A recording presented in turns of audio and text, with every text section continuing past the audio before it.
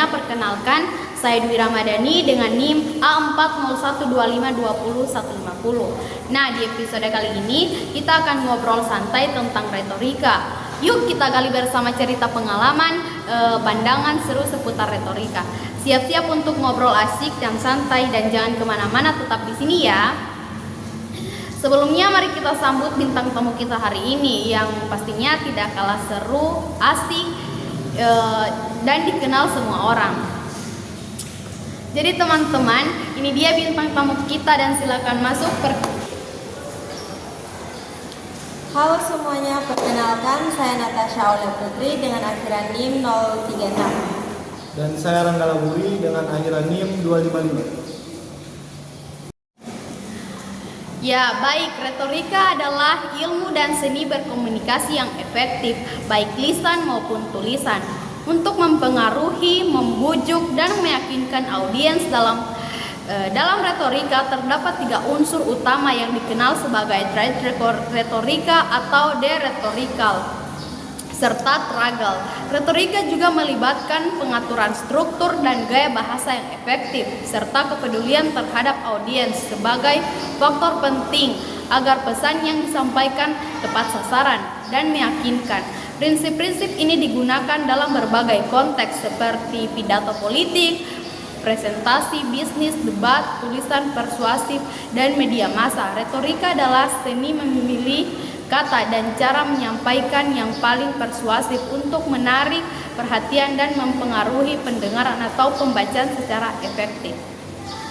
Itu sedikit penjelasan tentang apa sih retorika itu.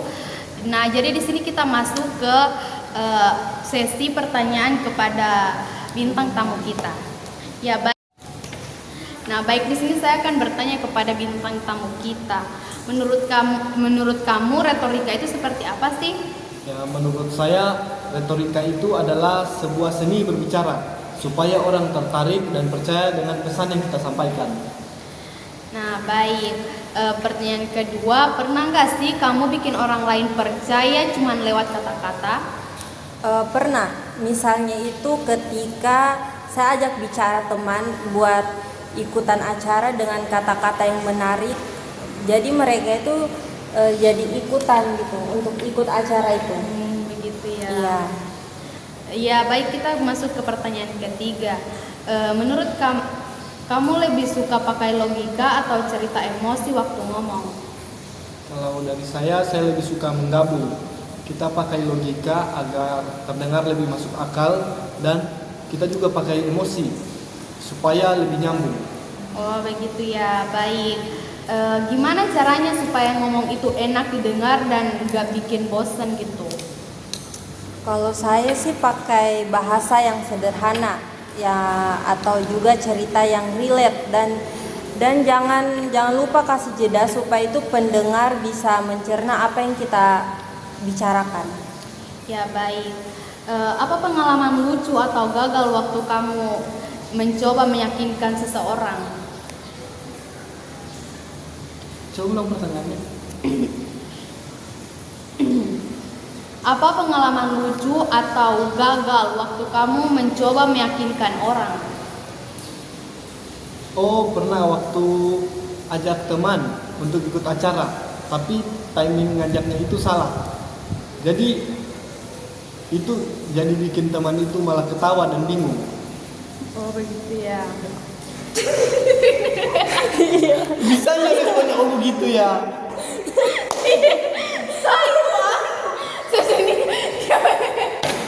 Oh gitu ya. Ya, pertanyaan selanjutnya. Yang kelima kan? Iya. Nama. Waktu kamu nyoba meyakinkan orang. Menurut kamu penting gak sih pakai humor buat ngejelasin sesuatu? Menurut saya itu penting sekali karena humor itu bikin suasana itu jadi santai dan orang itu lebih gampang terima pesannya kita itu. Ya, baik. Pernah dengar pertanyaan retoris ya? Bisa kasih contoh seperti apa sih pertanyaan retoris itu? Pertanyaan retoris biasanya seperti siapa sih yang nggak mau sukses? Nah, pertanyaan seperti ini biasanya nggak perlu dijawab. baik. Kalau debat, kamu tim santai tapi meyakinkan atau serius tapi kaku? Kalau saya itu tim santai tapi meyakinkan supaya debat kita itu tetap asik tapi tetap kuat juga argumennya. Ya. Gimana caranya biar suara dan bahasa tubuh mendukung waktu berbicara? Kita bisa biasain latihan suara, pakai intonasi yang variatif dan gerakan tubuh yang natural, tapi tidak berlebihan. Seperti itu. Apa sih trik jika support orang Apa sih trik jika support orang gak ngantuk waktu kamu presentasi? Kita itu bisa pakai cerita atau contoh nyata. Misalnya kasih variasi suara dan interaksi dengan audiens supaya mereka itu tetap fokus. Oh, seperti itu. Kamu bisa ceritakan bisa ceritakan pengalaman di mana kamu sukses pakai retorika? Saat presentasi tugas, saya berhasil bikin teman-teman tertarik dan diskusi jadi seru saat itu. Baik. Memang perlu ya belajar retorika serius-serius.